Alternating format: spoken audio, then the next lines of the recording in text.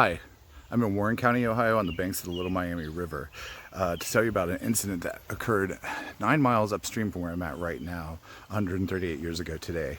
It was on that date, May 28th, 1882, that two young brothers, 13-year-old Ed and 11-year-old Joe Lynch, were fishing in a creek in a little village called Crosswick, Ohio.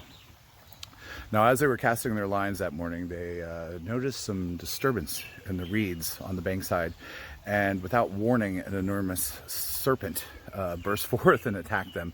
And as it caught up with them, it produced four arms out of nowhere and grabbed the oldest of the two, Edward, and then using its hind legs started dragging him back towards the hollow trunk of a giant sycamore tree.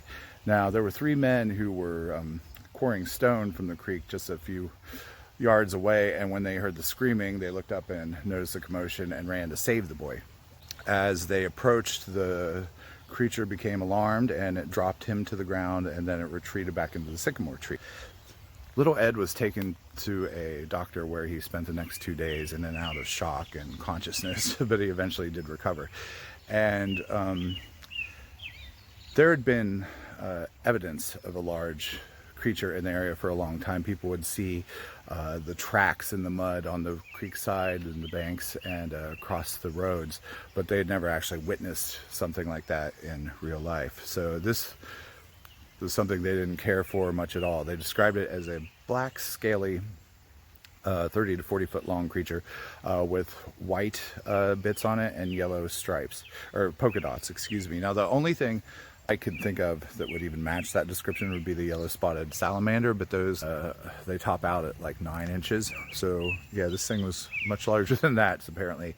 Now, a group of angry townsfolk gathered up their pitchforks and their saws and their axes, and they went to the sycamore tree and started chopping it down. The frightened creature emerged from the sycamore hollow and then scurried across the river and over the hillside, and they chased it for a mile until it burrowed into a giant hole in the ground under some large rocks. And that was the last anyone had ever seen of the Crosswick Monster. 20 miles south of here, on May 25th, 1955, 65 years ago, there was a short order cook by the name of Robert Honeycutt coming home from his diner job late one night, and as he was crossing under a bridge in a town called Loveland, he encountered three frog-like creatures, and they became known as the Loveland Frogmen.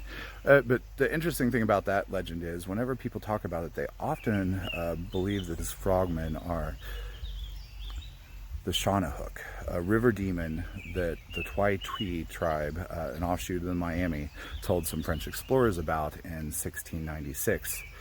And the reason I decided to tell you about the Crosswick Monster here 9 miles south of where it happened on the same river is because behind me you'll see a rather large stone serpentine mound. This is thought to be built by the Fort Ancient culture, 1200 AD.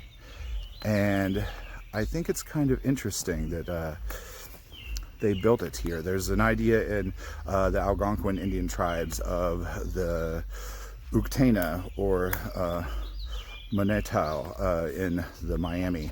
It would be the great horned serpent, and it's a creature that lives in the water and rules the underworld. So is this actually a representation that's more abstract, or is this kind of a totem of something that actually existed in their world that we've just recently only seen once or twice?